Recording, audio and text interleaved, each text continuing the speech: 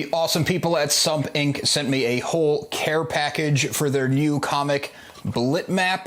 Both of these covers are for the first issue. They have this awesome new technology where you can customize your own cover, so every single cover is a variant issue. Diving into Blitmap issue 1, I really can't get over how cool this customizable cover thing is.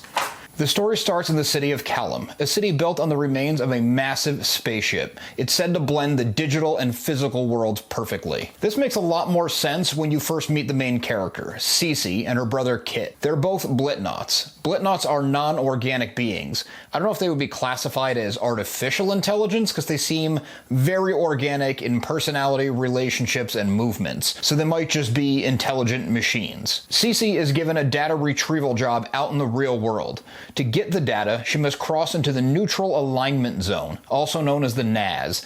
This is the part of the city where the Blitnauts cross paths with the logos, and they seem to be organic, or at least mostly organic. These two sides don't get along, but we don't fully know why. The feeling that I get is that it's something along the lines of differing ideologies. Cici and the Blitnauts meet up with Liz, a logo princess, her friend, and bodyguard. The two different groups clash until circumstances force them together. I'm intrigued to see where the story goes. The very end of this first issue seems to be delivering on that concept of blending the physical and digital worlds seamlessly. I enjoyed my time with the first issue. I enjoyed my time in Caelum, Cici, Liz. It's some good writing. The art style's very cool. There's this really light kind of pastel look that I didn't expect from a technology-driven, I guess, future set kind of story. I thought it would be a little bit more Blade Runner, for example, especially given the cover art. It kind of has this cool punk look, and it was described in the press release as solarpunk, so I guess it's a different thing from steampunk.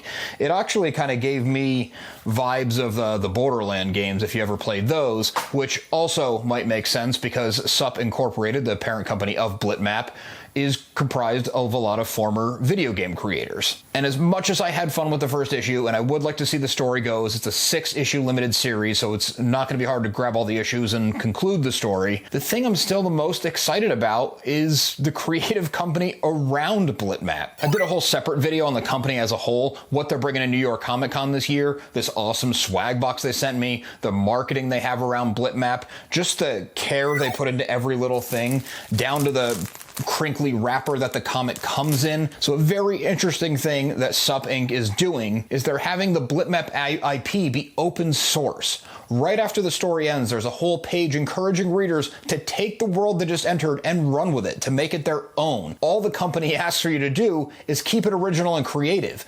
I mean, that is a huge thing to put out there in the world of indie comics, for them to say, we're not worried about you taking this. We want you to make your own stories. We want you to make merchandise. We want you to get it out there. I think that's awesome, and also has a lot of potential. As more people get into this and it starts to catch on, there could be whole sub-communities, subreddits, Discord channels with people just world building in the world of Blitmap. They even include a small mini comic at the end of the first issue with a totally different take on the world, a totally different art style, a totally different feel and sense to it, just to give you an idea of the kind of thing you can do, but really the kind of thing you can do is limitless. Also in the back of the book is information on Hyperpress. Hyperpress is a generative art system created by Sup Inc.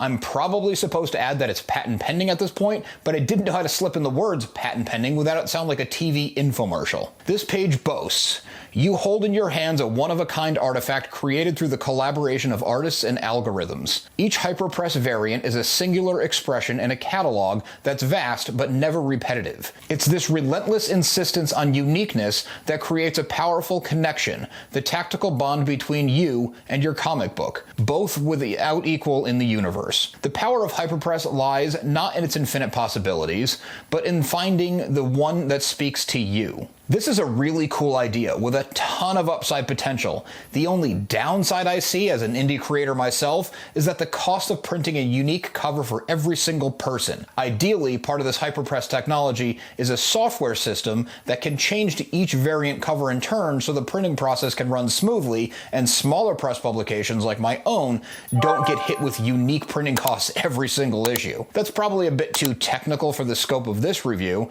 and I'll make sure to ask Sup Inc. co-founder Chris Sapino when I sit down with him, ideally next month. There are also videos on the Sup Inc. YouTube channel that go into more detail about hyperpress and everything Blitmap, so make sure to check out the link in the description for that. In partnership with Titan Comics, the first issue in this 6-issue series arrives at comic book stores worldwide on October 25th. I'm blown away by the presentation, and that presentation is just me here in my home office. Huge thank you to Sup Inc. for sending this my way.